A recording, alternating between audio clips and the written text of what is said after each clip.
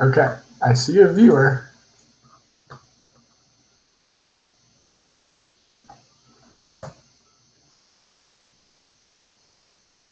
Whoever's on, give me 1 second.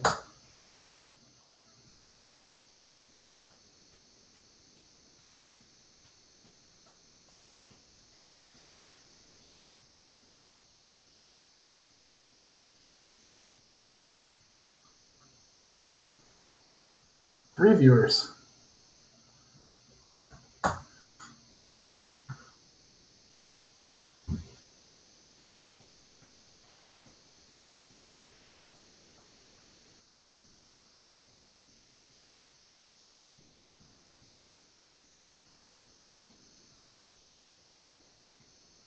Okay, I see Sebastian. I think. Okay, I see Sebastian. And now that's going to echo because I heard it on. Hey. Hey. Okay.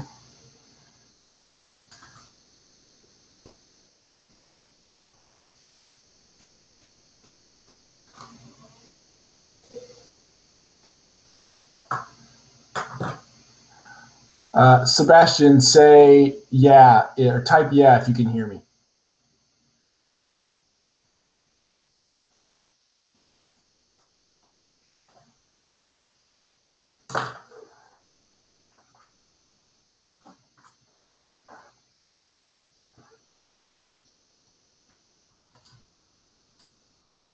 Okay, cool.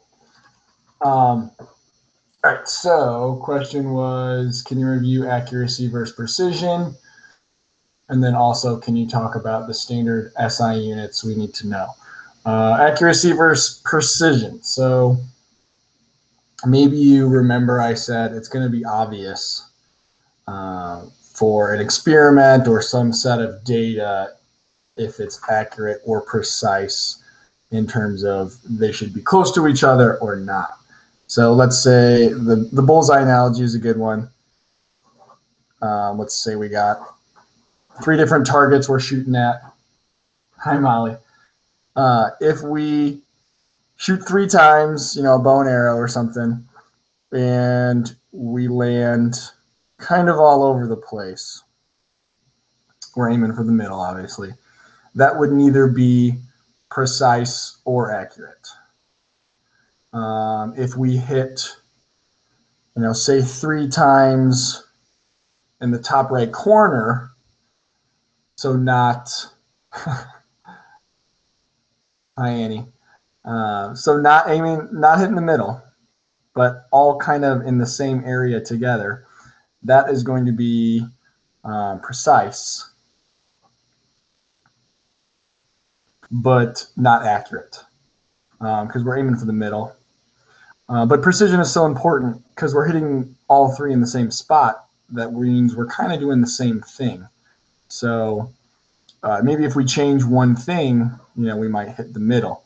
Kind of like, a sports analogy is if you're swinging the bat one particular way, or like in golf, you're swinging the club one particular way, you keep hitting the ball to the left. If you adjust one thing, now you might start hitting the middle. So if we keep getting the same data, that's important. And then the third one is if we hit, say 3 times all in the middle, that's precise and accurate because we hit where we were aiming for, and each time we did that. So multiple trials we hit there. So if you're all over the place, it's neither. If you're in the same area, you're precise. Okay, but if it's not at the target, then it's not accurate. And then if you're on point, hitting the target, in multiple trials, getting the same results, all accurate, that's accurate and precise. So it should be pretty obvious as to data. A test question could be like, you're calculating the density for some element, it's the accepted value, the actual density of this is 10, grams per liter. and you get 7.1 grams per liter, 7.2, and 7.0. They'd all be precise, but not accurate, because really it's 10 and you're hitting 7. So if it's either going to be right on or not. So Sebastian, I'm seeing, so it can never be just accurate. If that's kind of a gray area there, because let's say another example, target, we're aiming for the middle and I hit the middle, okay, just one shot. That would be accurate. But I can't measure precision because I only shot once. So then if I, shot again and it hit over there, that data point is accurate. That one is not. And both of those collectively are not precise because they're not in the same spot.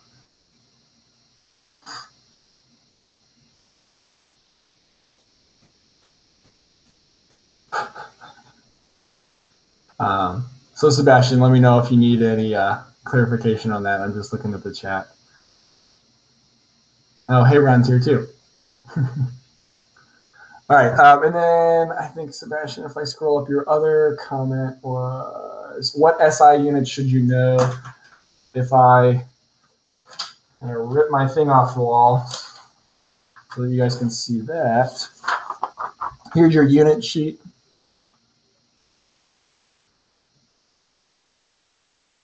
On this, if I ask you for any SI unit, it should be on the sheet. So if I say, what's the SI unit for temperature? You're going to say, oh, that's Kelvin. You're just going to look at your sheet. The one that people like to mess up is mass. The SI unit is kilogram, and that is because the gram, which you would think it would be, is a little too small of a unit of mass. We more commonly use kilograms, so that's why the SI unit is kilogram. For length, you'd think meter. Volume, liter. Okay, some of these units are derived too, which means they're actually multiple units kind of in one, like the joule. But basically, you don't really need to memorize any of these. You just need to know that if on the final it says, what's the SI unit for energy, you just look for energy and you see, oh, it's joule.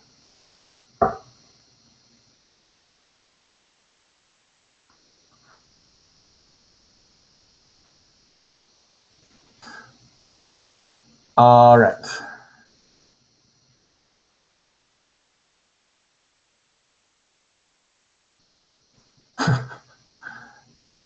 Hope that helps, Sebastian. I'm going to take a minute to start writing down people's names that are asking questions. And I'm up for help if you guys can't actually see this, if this is too blurry or something. Sorry, my camera is not the best. It's 10 years old, and it's really hard to get in focus. Plus, maybe my light's too bright. I don't know, but kind of bear with me. Maybe I move the light off. Maybe that'll help. All right. Max, can you remind me what VSEPR is? VSEPR is valence shell electron pair repulsion. And you want to know that, one, the bonding pairs of electrons and the lone pairs are going to be as far apart as possible. And that's what gives us those different geometries with those specific angles where everything is, a certain distance away from everything else. And then with that, you also want to know that bonding pairs lone pairs repel more than bonding pairs. So for instance, let's look at the tetrahedral electron domain geometry. There's 3 of them. You got A, B4, A, B,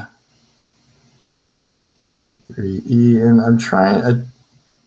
if this is not in focus, let me know in the chat and I will try to fix it. Okay. And then AB2E2. Okay, so those are the 4 electron domain geometries for tetrahedral, okay, which has 4 regions. So for instance, we could have CH4. Those are all 109.5 degrees apart. AB3E could be something like the nitrate ion. Actually, no, that'd be AB2E. Let's do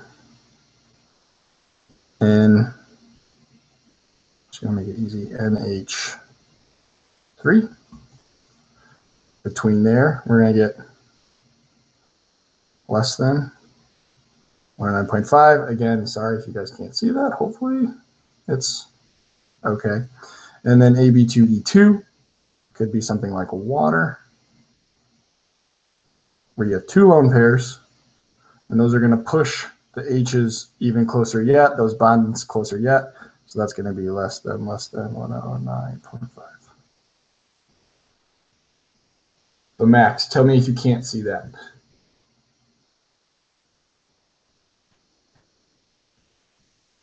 And you're blowing up the chat. Not at all readable. Okay, I see that, Lily.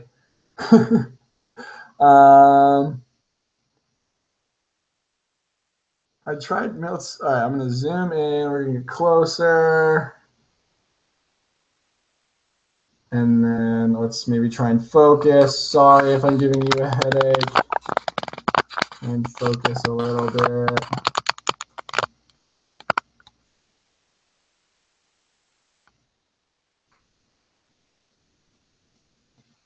All right, is that any better?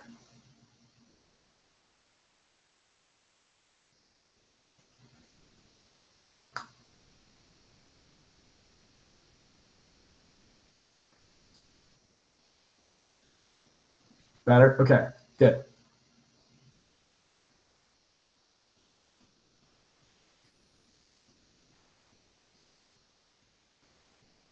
Even, I wonder if I could even get maybe a little closer.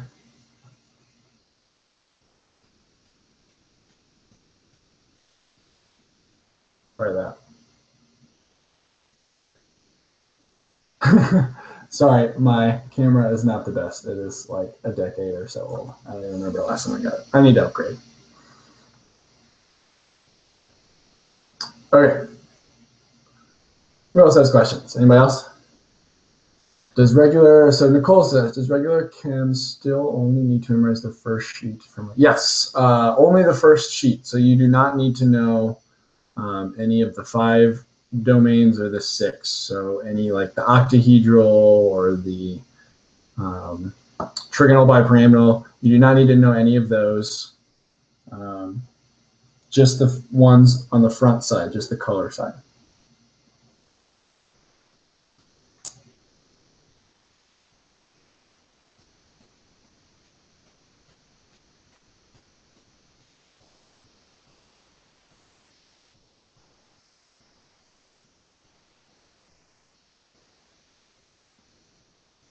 Then you do a hard density problem.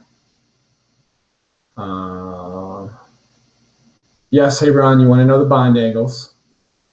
You need to know the 103, or sorry, I'm trying to read and say this. You need to know the 180, 120, and 109.5, or if they are less than. Lily says, like difficult. Let me look at the final and see how difficult it gets, and then I'll decide our bond.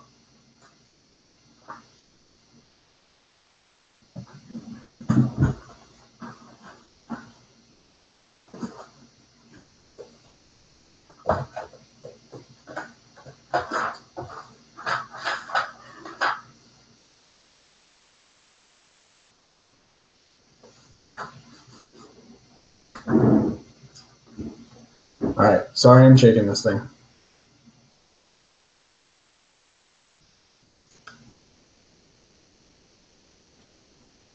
Okay. Oops, I'm hitting my thing.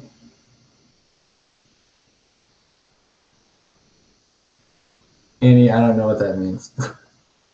Oh, and Kevin has a question. I can get to that one next. Okay, so hard density problem. Let's say you have a piece of metal, and it is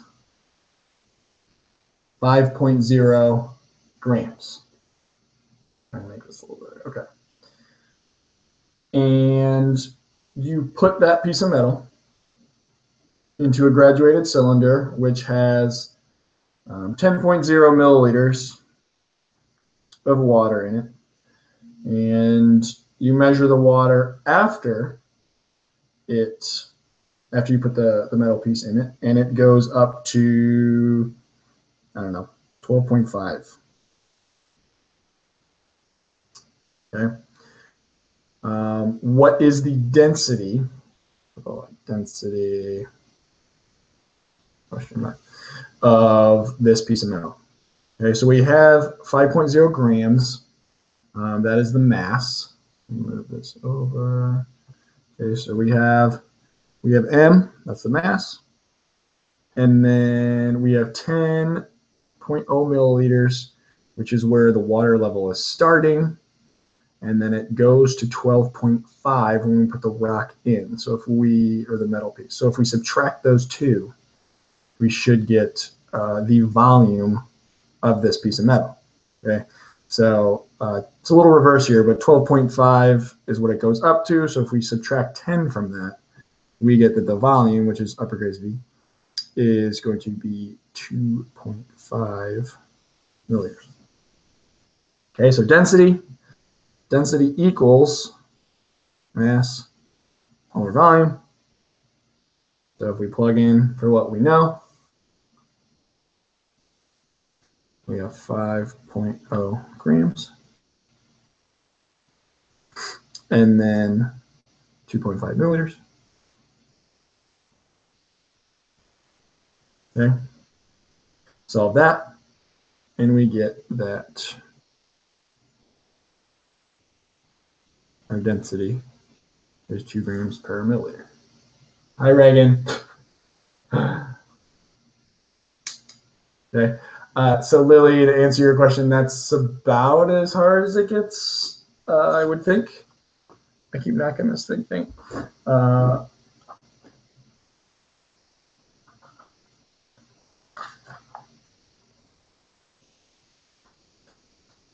Looking at the final quickly, I don't think it gets too much harder, but it might be a little different. You're welcome. Molly says, what is the base unit of length in the SI system? You will have your sheet till it goes up. So, for instance, length is going to be the meter. So that would be that. If they ask about anything else, again, just look on your sheet.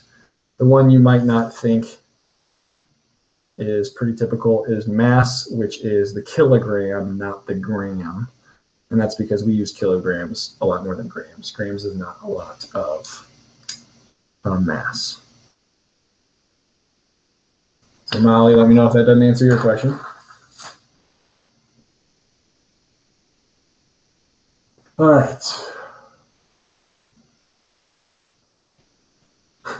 Good luck, everybody. Thanks, Reagan.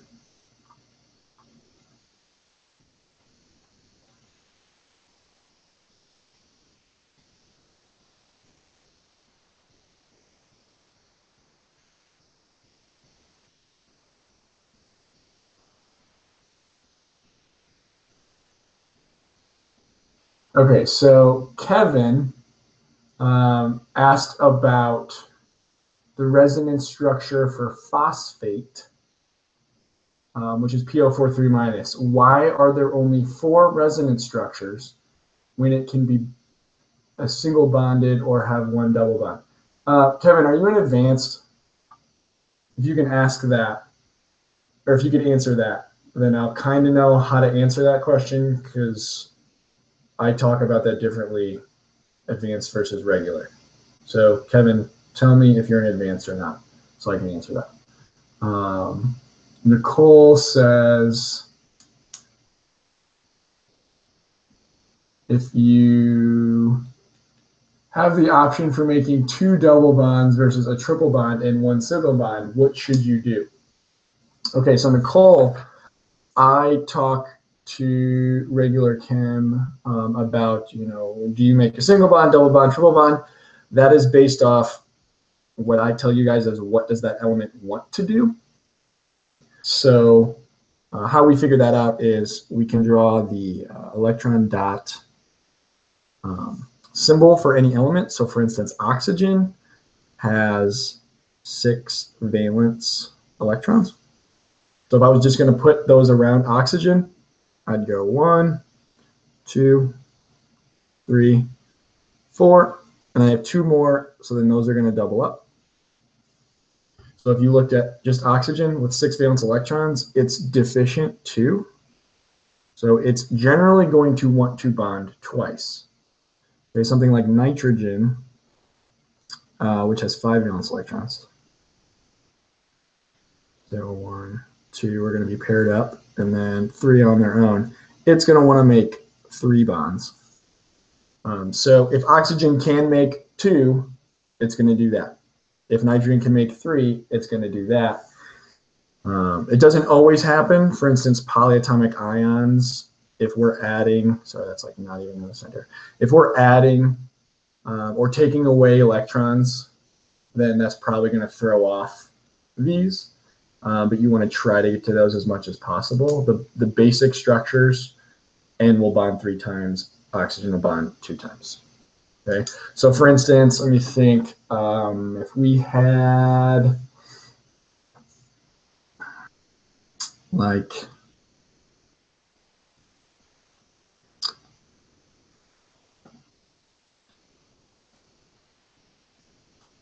I'm going to change that.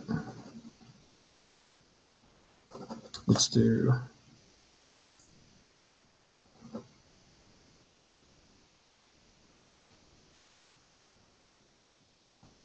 so CnCl. You doing the rules for Lewis structures could end up with something like this. Okay, that's the best structure. But you could also do, for instance, something like that, where you have 2 double bonds instead of a single and a triple. So here versus here, we got 2 double bonds. Looking up, if you guys can see this, if I'm not blocking the light, nitrogen, okay, is deficient 3 electrons. So it really wants to make 3 bonds if it can. So here, nitrogen's making 3. Here, nitrogen's making only 2. And if we drew the electron dot symbol for chlorine, it would also only want to make 1 bond because it has 7 valence electrons. So 1, 2, 3, 4, 5, 6, 7. So it needs 1. So chlorine's going to want to make that 1 bond. Nitrogen's going to want to make that 3. For advanced, if you guys are watching, I'm sorry, I'm not even on focus here. For advanced, you guys use formal charges, so that's how you figure this out. But for regular chem, just kind of go based off how many does it want. If it can do that, it's going to, and most of the time it will. So Nicole, let me know if you want some more clarification on it. All right, so you guys are talking a lot. I'm losing track of what everybody's saying. Most of it's, I think, just conversation. So SIGVIGs. Okay, so Kevin, you're in advanced. Okay. So let me go back up to your question.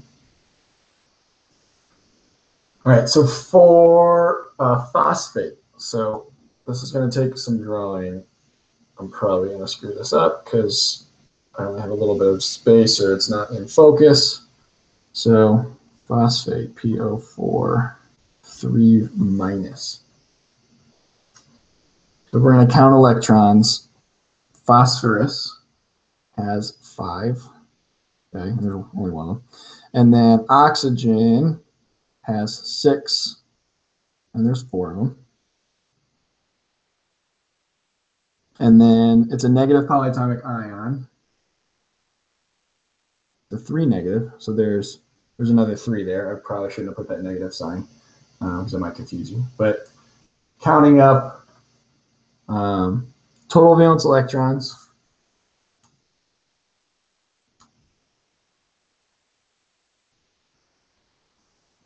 We should have 32.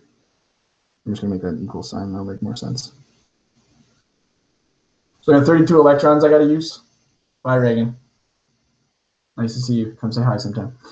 Okay, so 32 valence electrons for phosphate. So was that even in focus? I'm really sorry. I'm not seeing what I'm doing at the same time. Okay, so if I can kind of make sure I'm doing this right. So phosphate's in the middle. Can you guys see that? I'm gonna try to take the light off a little bit. Okay, so phosphate's in the middle, and it's going to be bonded to, draw a little barrier there, 4 oxygens. Okay, and then overall, this is going to be a 3 negative polyatomic ion. Okay. We've used 2, 4, 6, 8 electrons so far. So let's start adding some more. 10, 12, 14, 16, 18, 20, 22, 24, 26, 28, 30, 32.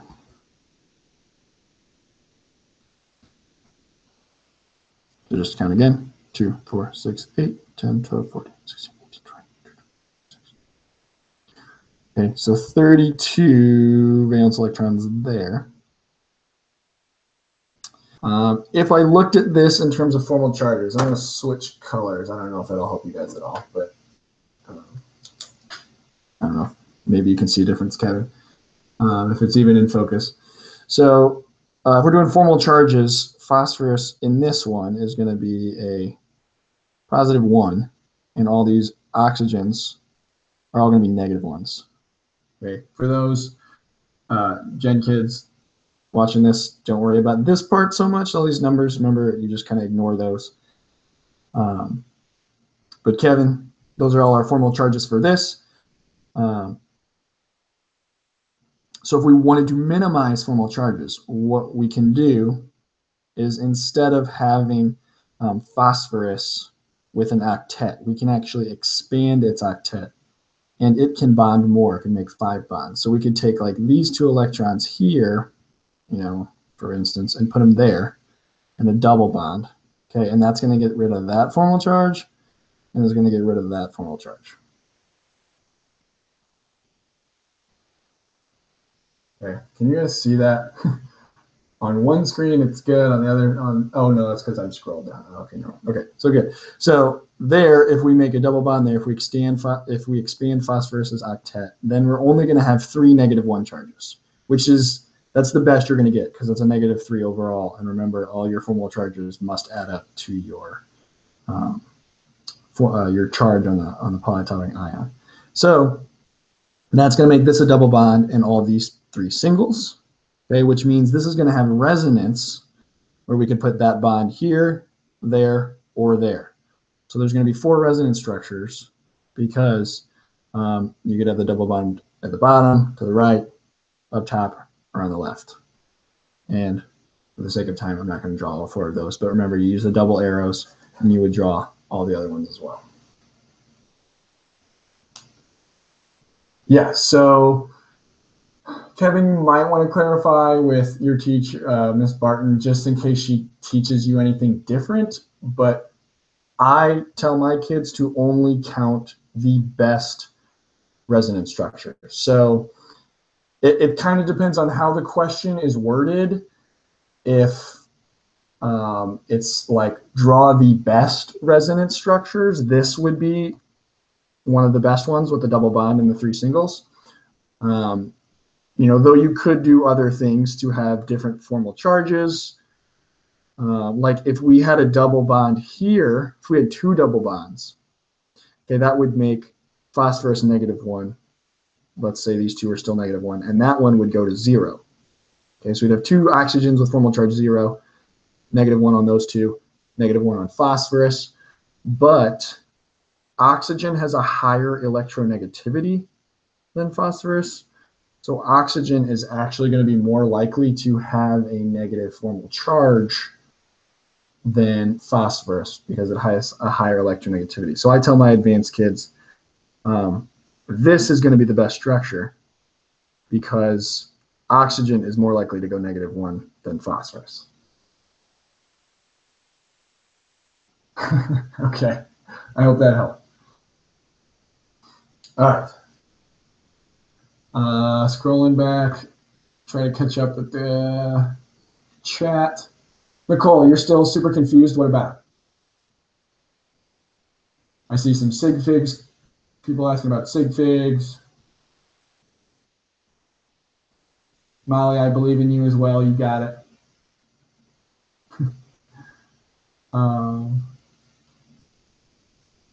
Rebecca says, like a problem on energy. Okay, so you want to do an energy problem. Nicole says, I'm still confused. Okay, let me think of another example, Nicole. Real quick, yeah, Max, to answer your question, make sure you know Thomson and Rutherford, the basics. I'm probably not going to ask you anything about like Chadwick or Democritus or anything like that. So I would know the main ones, and you could probably call it a day after that. Okay. And just the main points. Like you don't need to know what an alpha particle is, you know, but you might know, you know, oh, Rutherford used alpha particles in his gold foil experiment. But don't spend too much time memorizing every detail.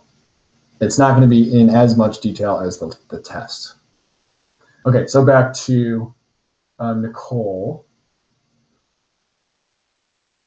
Should you do double, triple, or single bonds? So I'm going to work in columns, okay, those different families. So for instance, nitrogen, phosphorus, they're in the same column. They have the same electron dot symbols. Okay, they all have 5 valence electrons. Both of those are going to want to make 3 bonds because they need 3 more electrons. So if they bond 3 times, that will make them stable. It'll make them like a noble gas. Now that 3 bonds, it could be a triple bond, it could be 3 singles, it could be a double and a single. As long as they have 3 bonds, as long as they're getting 3 more electrons, they are stable. So if I go back up here to the earlier what I was talking about, in both of these instances, here nitrogen has a triple bond. Okay? Here it just has a double. So it wants to bond 3 times. So this triple bond is going to make more sense. It's going to be more likely that it actually does that than a double bond, because that gets a lone pair there. If I was advanced, this would have a formal charge, whereas here it does not. But again, for regular chemistry, just here it's making a double. It wants to have 3. Okay. So let's go back down here and look at like oxygen and maybe sulfur below it. They both have 6 valence electrons. Okay. So their structure or their electron dot symbols would be like that. Okay. Where they have 2 unpaired electrons, so they want to make 2 bonds. So they might do a double, they might do 2 singles. Okay, either one is going to get them stable. So if they have the option to do that, that's what is going to happen.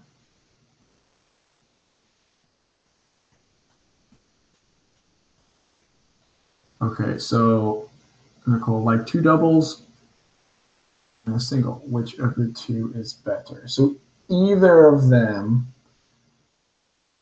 is good as long as you have the right amount of bonds in total, right amount of electrons.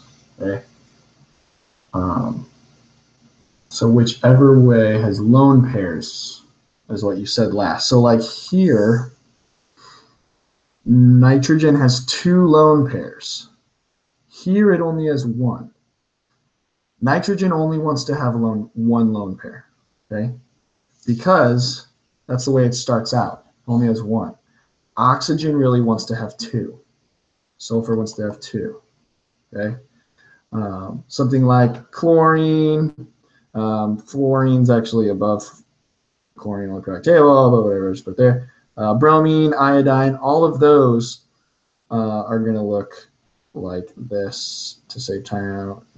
Probably not going to draw them all, but they all have three pairs and one lone electron. So if I draw an electron or a Lewis structure, like back up here, chlorine only has one bond. That's what it wants to do. Here, chlorine has a double. It doesn't want to do that. It wants to have three lone pairs and a bond. Okay, here it has two and a double. It wouldn't rather do that. Okay, over here, nitrogen has two lone pairs and a double bond. Doesn't really want to do that. It wants to have one lone pair and three bonds. Okay, because it already has that lone pair to begin with. Another kind of example, if I can maybe elaborate on that, maybe a little bit more. For instance, like the structure NH3 looks like this. Okay, where again, you're getting nitrogen with one lone pair and three bonds. Here, there are three singles. Here, it's a triple. Both of these are good for nitrogen. Okay, it could also maybe do something, you know, like could do a double over here to oxygen, and then a lone pair, and then, I don't know, like a chlorine. Something like that would also be good. Nitrogen has its one lone pair and three total bonds, a double and a single. Oxygen would also be good here because it has its two lone pairs that it starts with, and it made two bonds. And then chlorine has its three lone pairs that it starts with, and that single bond. So going back to how they all start out before they bond, you know, this is kind of what they want to do. So if oxygen has the option to just make two bonds and keep its two lone pairs, it's going to do that. Nitrogen would keep its one and make three bonds. Chlorine would keep its three lone pairs and just make one bond to get that extra one. So hopefully that helps. Okay. So it doesn't matter as long as you have the right amount of bonds. Yes, it doesn't matter as long as you have the right amount. Yeah, good question. Okay. Trying to remember who is next. I have no idea. Let's scroll up a little bit. I think someone's about sig figs. Didn't Evan ask about that earlier? Like way up. Evan, can you go over sig figs? Let's do that quick. All right, so let's move over here. Okay, so sig figs. Let's just talk about, Evan, if you want me to elaborate on the math with sig figs, I can do that. But for right now, let's just do count sig figs. So if I have any digit other than 0, it is automatically a significant figure, because I know it because I wrote it. That has a value to it. Zeros can be placeholders, or they can be significant. We actually know it's a 0. So sometimes we have to write them just because we need to get a number somewhere else, or sometimes we write them because I know it's a 0. So we have to kind of know the rules. So just a couple of examples. Let's look at, start with something easy. I don't know. 100. It might not be the easiest example. Okay, but 100 has a 1 that is significant because it's not a 0. And then these two zeros here, are they significant or not? Okay. If we were looking at also 100 period or decimal, okay, these are the same number. They're both 100. But here, I did not write a decimal. Here, I did. This is a really weird instance where if I actually know that those are zeros and it stops there, like my measurement tool doesn't go any farther, doesn't go into the tenths place, then I don't actually know those. Okay, so here there's just one sig fig. Or I can't see that at all. Sig fig. Okay, here there's 3. That decimal is there. We normally don't write that. But if we really knew it's exactly 100 and it stopped there, I'd have to put a decimal there to say I know both those zeros. Okay, so one of the rules is any zeros, okay, with to the right, okay. So these zeros here are to the right of that sig fig, okay. Same with these zeros are to the right of that sig fig. Any zeros to the right, if there is a decimal anywhere in here, the decimal could be there, anywhere, then they are significant. Okay, so that's why we get 3. Zeros to the right, if there's no decimal anywhere in this number. Okay, if there's no decimal, they are not significant. So here we only have one sig fig. Okay, so that's with zeros to the right. And that's probably one of the hardest ones people struggle with. An easy one would be like something like 101, or sorry, that would be 1001. Those zeros in the middle, okay, if they're ever sandwiched, they are automatically significant. Okay, so those zeros are sandwiched in between significant figure, so they must be significant. If I know that digit and I know that digit, I have to know these. There's no scale that like tells you the hundreds and the tenths and it doesn't know the in-between ones. Okay, it doesn't work that way. So those are going to be significant. So a number like this would have 4 sig figs. And then let's think of, if I have something like 0.001, okay, how many sig figs there? So these zeros are to the left of my sig fig. Okay, zeros to the left are never significant, decimal or not. Okay, really there only is ever a decimal if they're to the left, because it's, I used to ask like students like 1 as like 001, you know, are those significant or not? And I just ended up saying, oh, that's a stupid question because you never write zeros before a number. The only instance you would is if it's like 0.001. Those zeros are to the left. And this confuses people because they're like, oh, I know those are zeros. And you kind of do, but they're just zeros there because we got to write the 1 there. Okay, they're not really adding to the significant digits of this number. So any zeros to the left are never significant, decimal or not. That's one that people struggle with. And then zeros to the right, if there's a decimal, they are significant. If there is no decimal, they are not significant. And it's anywhere. It doesn't have to be at the end. It could be in the middle, in the beginning, wherever. Sandwich zeros are always significant. So yeah, let me know if you need more on that. Is the truck problem going to be on the test? I don't think so. I do not think it is on the test, but there will be questions like it. Okay. So Evan, if you're still on, tell me if you need more help with that. Okay, scrolling up, let's see what else people are asking about. So Isabel says, how do we convert 2.5 meters? Oh, Rebecca says energy problem too. And then I have an ionic versus metallic bonding, average atomic mass. Ooh, what is a monoatomic ion? That's a good question because that is on your final and I don't always use that wording. So that is a good question. Okay, so I got a couple to answer. Oh, and then Rebecca also says, what is shielding effect? And then Max says, what do we need to know about sublevels? Okay, so a lot to get through. I'm running out of paper, so I might need to get a new one in a sec.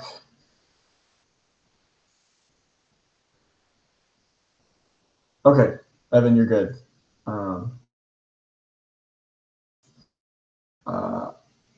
Rebecca, energy problem. Rebecca, I want to say you were on here a while ago, so I'm going to do an energy problem because I feel like you've been waiting.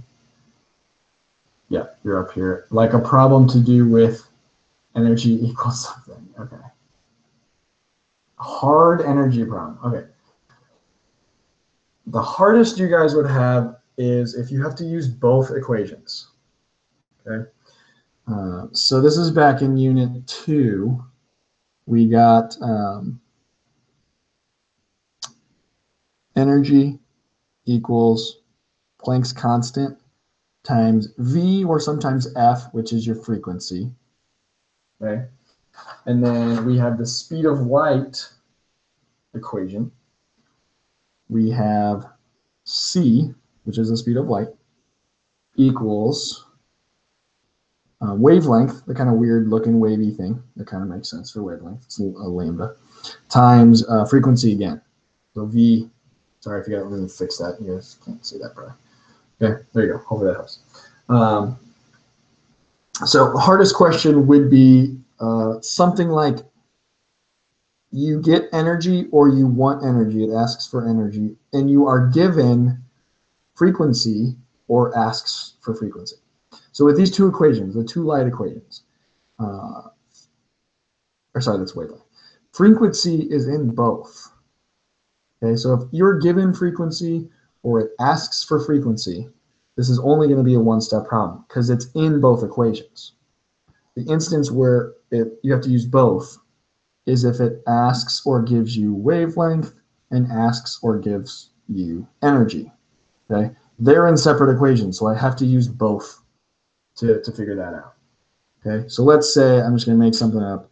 Let's say the wavelength is, I don't know, 10 meters. Use an easy number. And then it wants energy. Okay, so what's energy equal? So I get wavelength. I want energy. Okay, so I have to solve this equation for the thing I don't know, which is frequency, which links the two equations together, and then I can put that value for frequency over here, and then solve with Planck's constant for energy. You always get C, you always get H. They are on your page here. Okay, here's the two equations. You guys can see those. And then over here is the two constants. So there's C, speed of light, and there's H, Planck's constant. So you get those values on your test. Okay. Are we given the equation for Planck's constant? Yes. Okay. You should. Depending, I'm pretty sure you should. I give my students it. All right, so back to this problem. So if we got 10 meters, that's the wavelength. We got to get the speed of light. Okay, so I have this, I have this. I'm solving for essentially frequency. Okay, so I'm going to have to rearrange this equation. Using algebra, I get that the speed of light over wavelength equals frequency. Okay, so I'm going to kind of come down here. Speed of light is 3 times 10 to the 8th meters per second. I'm just going to put C. Okay, it's on your sheet. 3 times 10 to the 8th meters per second over wavelength 10 meters. And if this is not in meters, you have to turn it into meters. I don't know if it'll be that hard in your final, but just in case it is. If it's not in meters, it has to be in meters because speed of light is meters per second. Okay. Then we'll solve for that. Plug out your calculator, and it'll be like 3 times 10 to the something. And remember, I taught you guys how to program speed of light into your calculator. So I'm going to keep that in mind.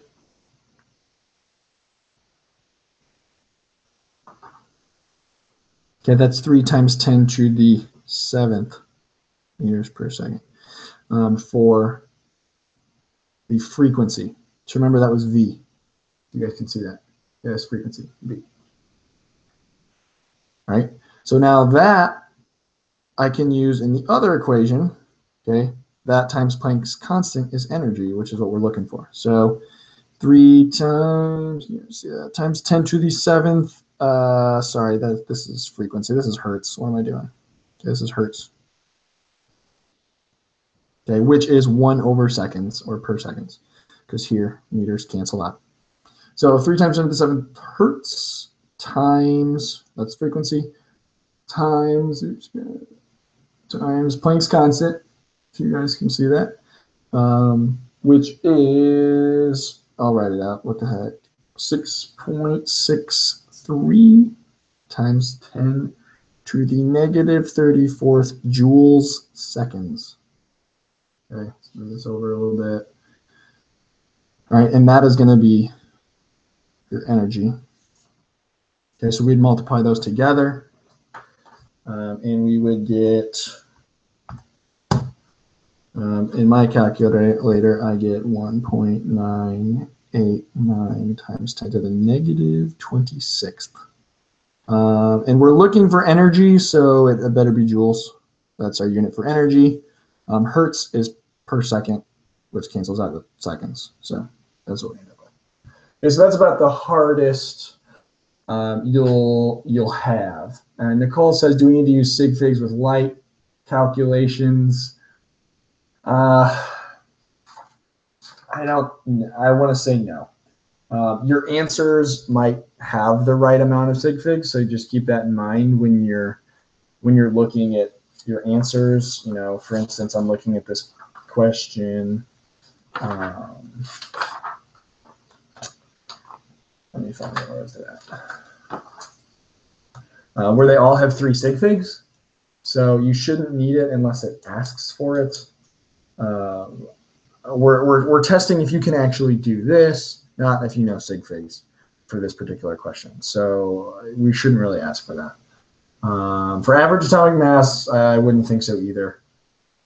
As long as you're around the right number, you should be good. Make sure you just don't round, like, I don't think it would be a problem, but make sure you don't round too much. You know, if you get like 12.54321, you might not round to 12. You might go to 12.54, just to make sure that it doesn't throw you off enough to where it's potentially closer to another available answer. I don't see that happening, but just in case. And you can always ask me too if you're like, hey, I got this. It's kind of close to this and this. And then I can let you know. Okay, so that was that. I think Isabel was next with how do we convert 2.5 meters to decimeters? I think that's a question on your study guide. I've only made 2 videos on this channel, and I think one of them actually answers that question. So if you wanted to go look at that one, it would answer that. It's not the exact same question, but it's the same process. I'll just do it quick. All right, so, and I can keep going a little bit if you guys need more time to answer those questions. So Isabel says, how do we convert 2.5 meters to decimeters? Oops, I just hit the camera. All right, so we're going to start with what we know. We got 2.5 meters, and we want to go to decimeters. So this is a metric conversion. It's meters, some amount of meters, but this is decimeters, which is going to be a different size unit by some power of 10, which is what I use. There's a couple different ways that you could potentially do it. So if we have 2.5 meters and we want to go to decimeters, whatever unit I'm starting with goes on the bottom because I want it to cancel out. Whatever unit I want goes on top because I want to end up with that. I want meters to cancel out. And then when we do dimensional analysis, this a fraction here, this conversion factor is just converting this number in unit to some other number of different units. They're still the same thing though. So essentially this conversion factor is just 1. So the top is equal to the bottom, but because they have different units, they have different numbers. But in this example, we're dealing with meters and decimeters. The top here is the exact same distance as the bottom here, but they look a little different because you have different units. So we have to use our metric sheet. Figure this out. There's a couple different columns that you can use. Can make this a little straighter. So we're dealing with deci and the base unit, which has no prefix. Okay, so that is a difference. How I teach this is I use the difference of powers. Okay, so 10 to the 0, 10 to the negative 1, that's a difference of 10 to the 1. Okay, or 10 to the negative 1, depending on how you look at it. Or you could also go over here and you can see, oh, 10 decimeters is 1 meter. So you could just use that relationship. 10 to the 1 is just 10. So 10 decimeters is 1 meter. So let's use that relationship here in this problem, if I can get over it. Okay. So 10 decimeters is 1 meter. So I'm going to fill those in. 10 decimeters is equal to 1 meter. So if I want to convert meters to decimeters, I'm essentially going to take however many meters, 2.5 times 10 over 1, which is 25. Yeah. So those can get a little bit harder than that. And while I'm here, Isabel says, what's a monoatomic ion? Anything that's just one element, one atom of one element. So chlorine, -1, that's a monoatomic ion. Nitrogen, 3 negative, is a monoatomic ion. Okay, it's just mono, it's just one. Oxygen, 2 negative, is a monoatomic ion. And those are their charges that those will commonly form. A polyatomic ion, those are on the back of your sheet. That's something like phosphate we talked about earlier, which is multiple elements, polyatomic, phosphorus and a bunch of oxygens, 4 oxygens, which is overall has a 3 negative charge. So that's why when we draw these things, like here, you put the brackets and you put that charge up on the top right. Joseph, do we need to know anything on the electromagnetic spectrum besides visible light? You want to know, you don't need to know specific wavelengths or frequencies. You want to know how to calculate them, but I'm not going to ask you like what's the frequency of red light. Like you don't need to memorize that. But you do want to know, get some more paper here.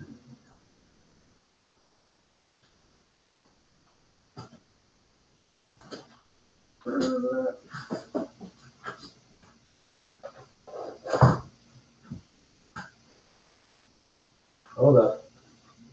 Where's my paper? All right, I guess I'm using a Post-it note.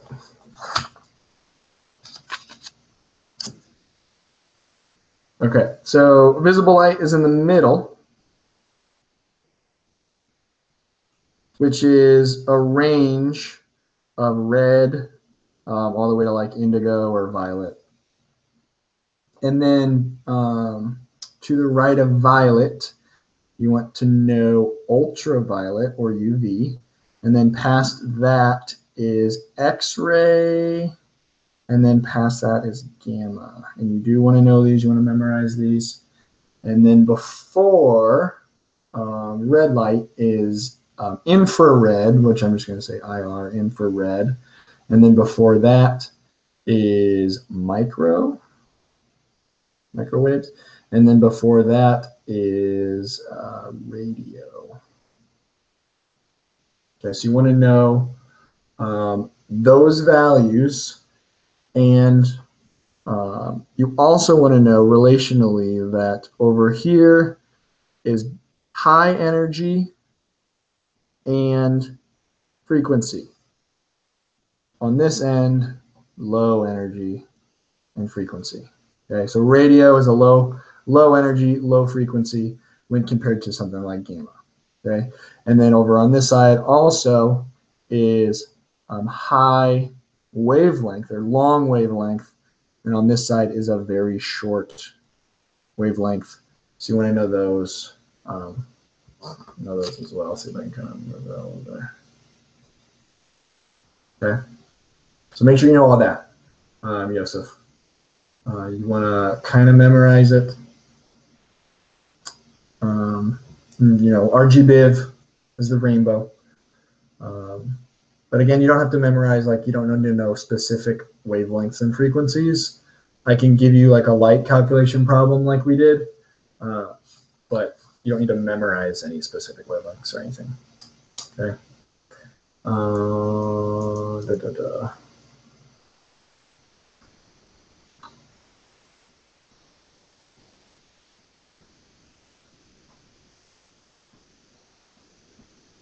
Average atomic mass.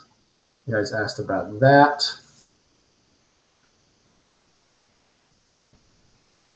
Average atomic mass. Oh, here's my paper. Okay, let's say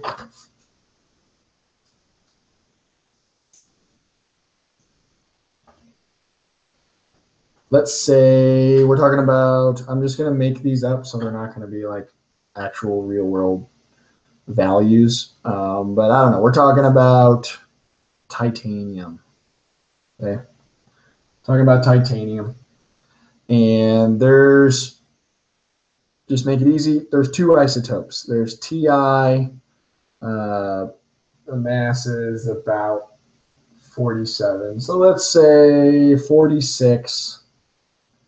Okay. There's Ti 46 and there's Ti 47. And actually it's above 47. So let's say there's another one. There's Ti 48 too. There's three of them. Okay. So those are their individual masses. Now, I normally give you guys the exact masses. So I would normally say like, and Ti 46 is actually exactly 46.003 AMU or something like that. I would actually give you the exact masses. On the final, it does not, the one particular question that I remember, does not have the exact masses. So just use 46, 47, and 48. Just use those. So like one atom of titanium is 46, AMU. Okay? These are 47, these are 48. Remember, they're all titanium, so they all have, look at the periodic table, 22 protons, but their neutrons are going to give them different masses because they're different isotopes, different number of neutrons. So you're also going to have to get the percentages. So let's say of all titanium atoms, there's three isotopes, and titanium 46 is 20%.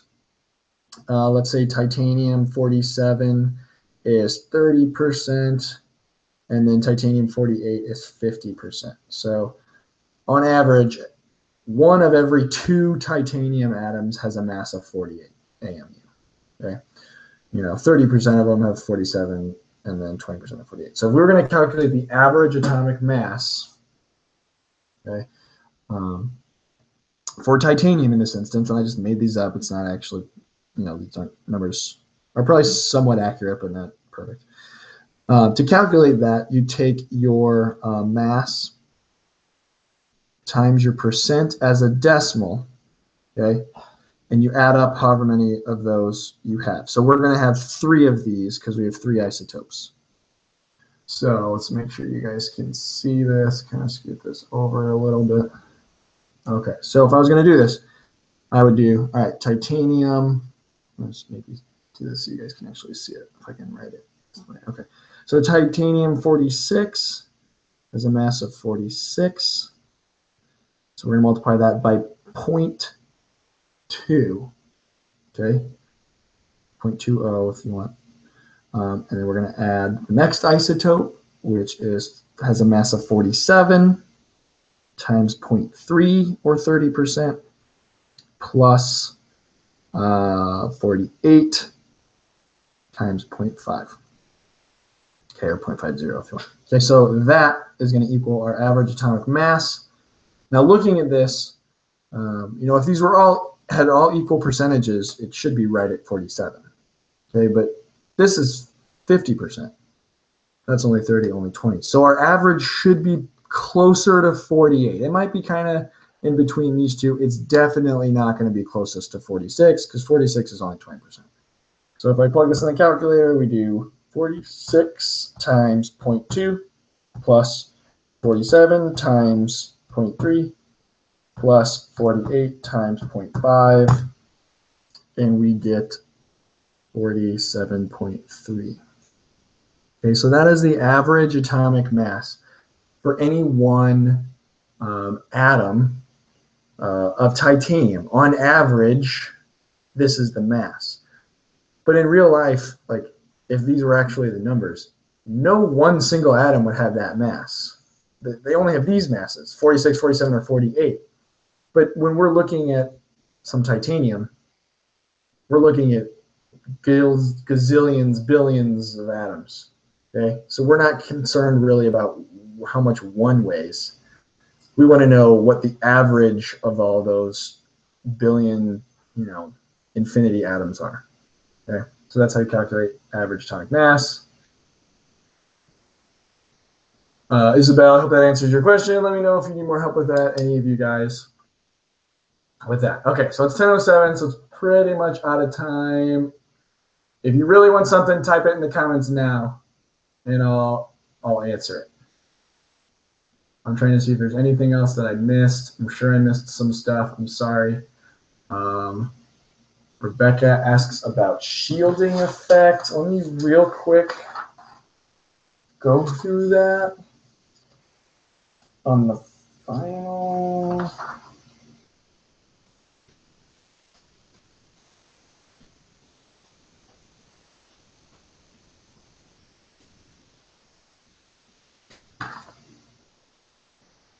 Rebecca, shielding effect, I want to say, is not going to be on the, there is no question about it on the final. All right.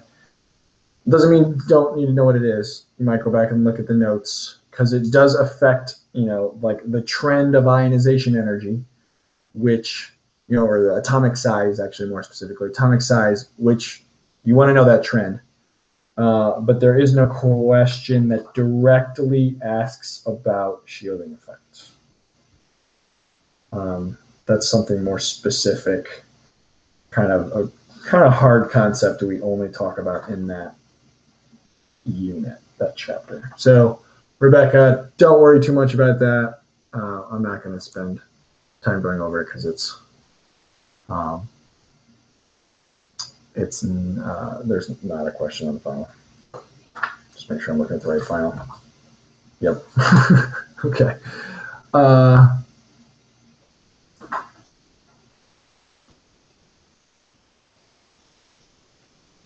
Okay. Sorry if I'm pronouncing this wrong, but Rebel. Talk about quantum numbers.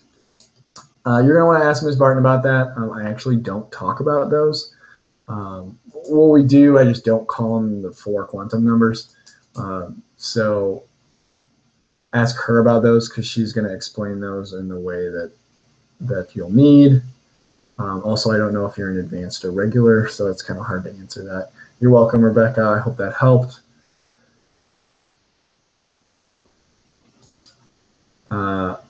Ella, on the quiz today, that 8th hour took, what was the question all of us missed? It was about electrons. Like it wasn't sharing, I think it was a transfer. Okay, Ella, so the big thing that I've said, maybe if you leave chemistry class and this is the only thing you know, but you know it, could be worse. There's 2 main categories of bonding. There's ionic and there's molecular. Okay, sorry for my handwriting. Those 2 main categories. Okay, there's the representative unit. Okay, for ionic, it is a formula unit. For molecular / covalent, it is a molecule. We use different terms. A formula unit is the lowest whole number ratio. A molecule is however many things are bonded to each other. So like water is a molecule. There's two hydrogens and an oxygen bonded together. Okay, it's a unit. A formula unit is the lowest whole number ratio. So something like salt, like NaCl, like there aren't just like individual salt units. It's a crystal structure. It's a repeating pattern of this just, like when you talk about a grain of salt, that's like a bunch of sodiums and a bunch of chlorines that are all bonded to each other slightly. Like it's not just one bonded to one other one. It's a ratio. Okay. So that's what we call a formula unit. It's the formula, and we're going to call that the unit because you can't get any more basic than that. You can't take away any more because you don't want to have an ionic compound anymore. If I take a chlorine away or a sodium away, I'm nothing. If I had something like SrCl2, if I take away a Cl, now I have a negative charge or a positive charge, so it's not neutral like all ionic compounds are. So make sure you just know those definitions. From our class specifically, I think, Ella, what you're talking about is ionic bonds are formed from the transfer of electrons, and molecular compounds are sharing. Okay, so when we draw Lewis structures, we draw lines to show that they're sharing electrons. When we draw ionic bonds, which we didn't do a whole lot in class, there's one slide about it, and since you guys are here, you want to know how to draw well, you don't have to draw it, but you got to pick out the right one on your final. So if we have something like, I'm going to do a little bit harder one than sodium chloride. Sorry, I'm like right in the camera. I'm going to move this over maybe. Let's look at like strontium chloride. It's going to be SrCl2. I was going to draw Lewis, like an ionic Lewis structure. It would be strontium, which is going to give both of its electrons away and become positive 2. And that's going to be in really close vicinity to 2 full valence shell chloride -1 ions.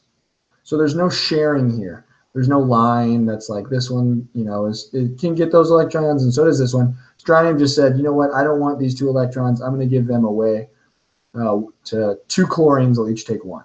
Okay, so they'll each become -1, and this positive 2 is canceled out by 2 -1s. So that versus, a water molecule where we're sharing electrons here, molecule. Something like this is the transfer of electrons, where we have ions, where that's the only charges we can get. So for Ella, for ionic compounds, electrons are transferred. For molecular, they are shared. Okay. Another thing always to keep in mind: a metal plus a nonmetal. These are all nonmetals. Okay, so something like hydrogen and oxygen, both nonmetals. Strontium, metal; chlorine, nonmetal. Okay. Anybody have any other questions? Ella, now your name down. Who else? Becca asked a question. Oops, I had that thing again. That's it. Any other questions, let me know. Otherwise, I'm going to kind of call it a day. Rebel, if I'm saying your name wrong, come tell me tomorrow.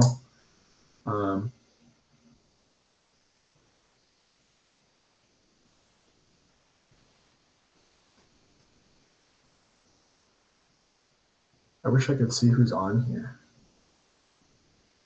I wonder if I can. Thanks. I don't know if I can.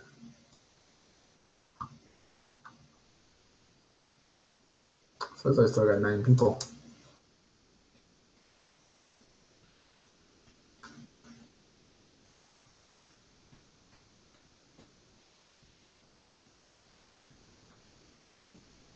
I have Evan's name down. Yosef.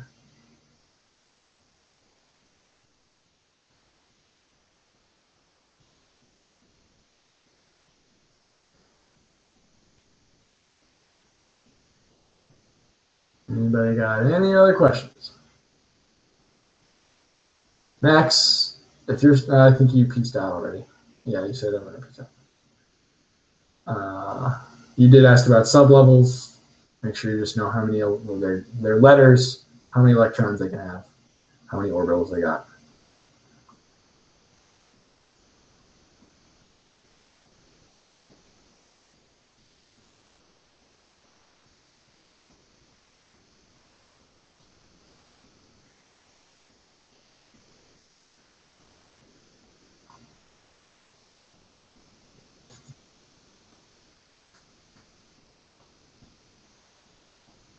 Reactivity of metals.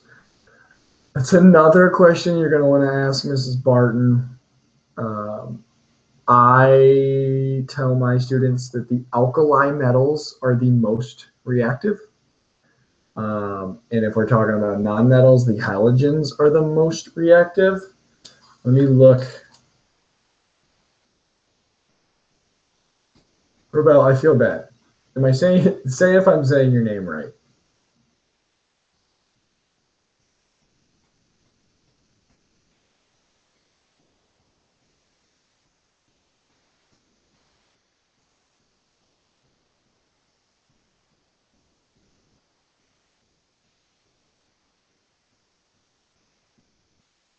Okay. Let me look at the final real quick.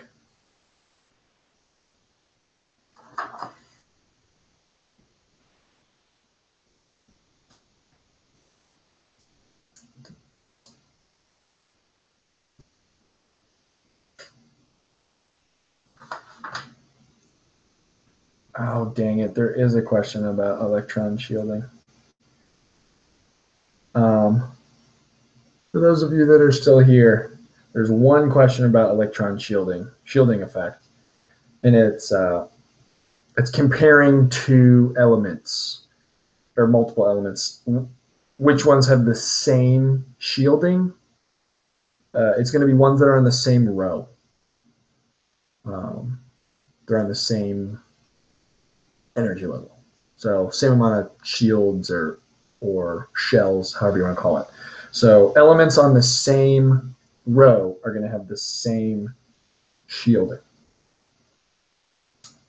Okay, and then back to reactivity of metals.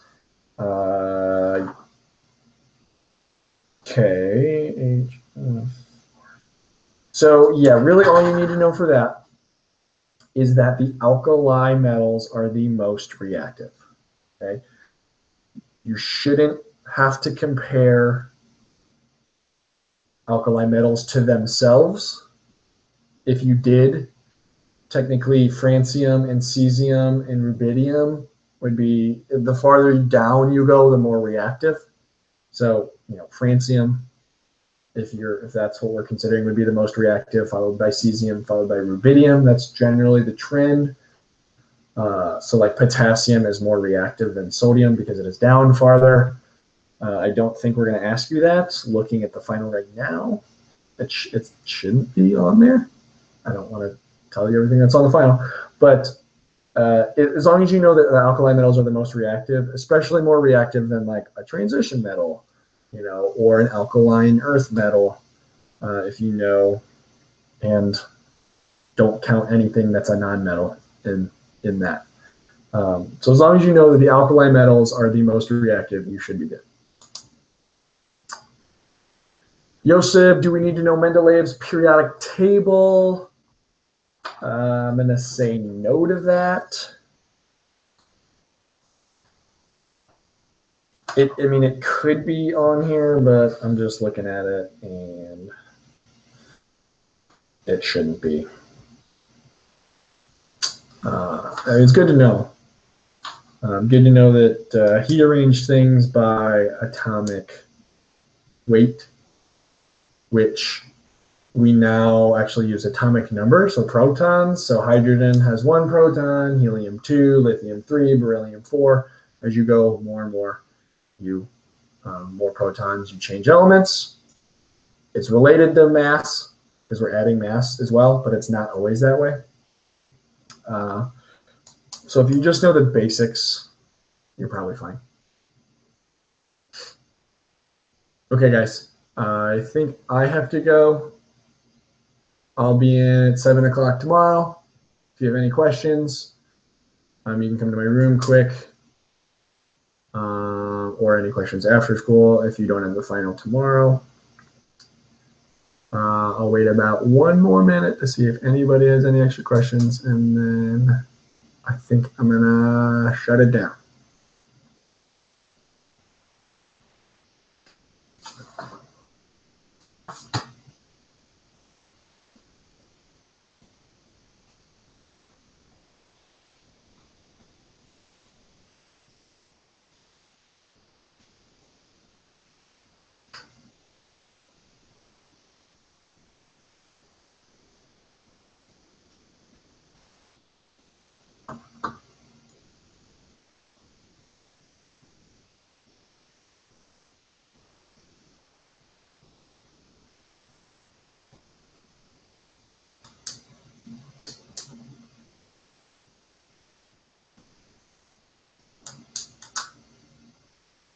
All right, guys, vote.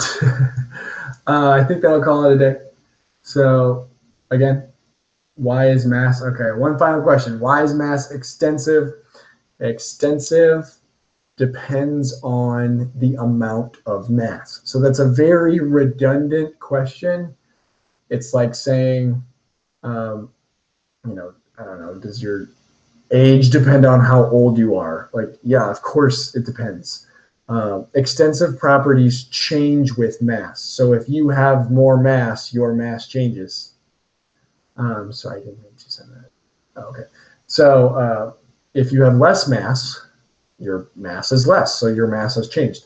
So it's a really redundant way of asking if it's an extensive property. Something like color is intensive because you could have a lot of gold or a little gold. It still looks gold. It still has the gold color.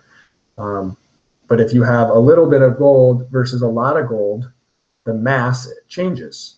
Okay, weight changes with a little versus a lot. So that would be extensive. So yeah, mass is just a redundant. It's literally like asking, like I said, does your age depend on how old you are? Yeah, like if I get older, my age changes. So that's kind of the same thing with mass. Mass is extensive. Because if you change mass, mass changes. All right. Thanks, guys. Hope that helped. I will see you tomorrow. Good luck. Get some sleep.